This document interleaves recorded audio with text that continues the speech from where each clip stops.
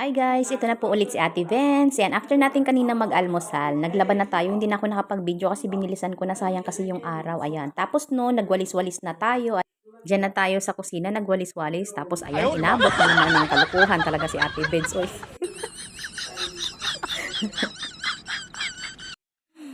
Ayan, after natin kanina magwalis-walis, ayan, nandiyan naman tayo para mag-map. Ayan. Ayaw, di ma. Ayan, syempre habang nagmamap, sige, sige, birahi Ate Vince. Ayan, pagkatapos nun, nakapag ano na tayo, natapos na natin ang ating pagmamap, na walisan na natin lahat. Tapos ayan, tatapon na natin yung tubig niyan. Diyan ko yan natin natapon sa may gilid ng sa may pinaglalabahan ko. Ayan, ganun lang ang trabaho ko tuwing Sabado. Ayan, ganun talaga ang mga OFW. Kailangan natin maging masipag, kailangan natin maging matyaga sa ating buhay, lalo na kung OFW ka.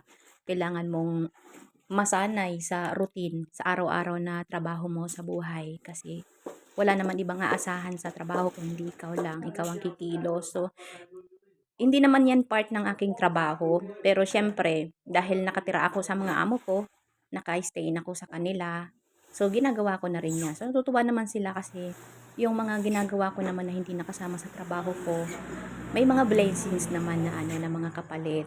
Yun. Yung hindi ko naman na-expect na, kasi bago lang ako dito kay Lolo, maglilimang buwan pa lang ako. So, ayun, maganda naman yung trato nila sa akin. Napakaswerte ko kasi yung hiniling ko kay Lord, mas marami pa yung ibinigay niya sa akin kaysa doon sa hiniling ko.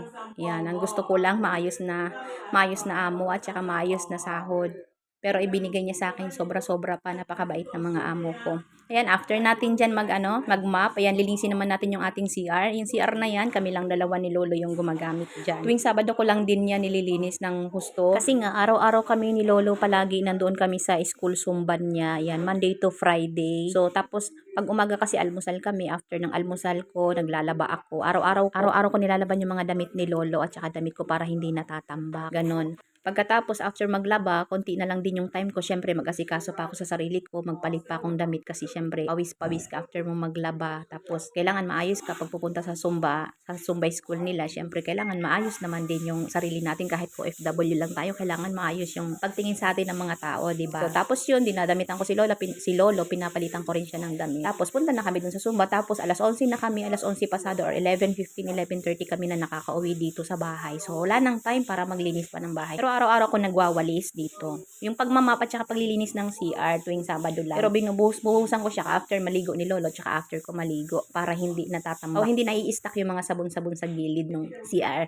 So yun lang guys, sa mga kapwa ko OFW na kagaya ko na lumalaban palagi sa buhay araw-araw para sa pamilya, para sa anak, lalo na yung mga single mom dyan. Ayan, mega love shoutout sa inyong lahat. Laban lang tayo guys sa buhay. Masasaan ba at makakamtan din natin yung ating mga hitihiin, yung mga pangarap natin para sa ating mga anak. Ayan, thank you so much guys. Don't forget to follow, share, and like our video, and please support always to Ate Benz. Thank you.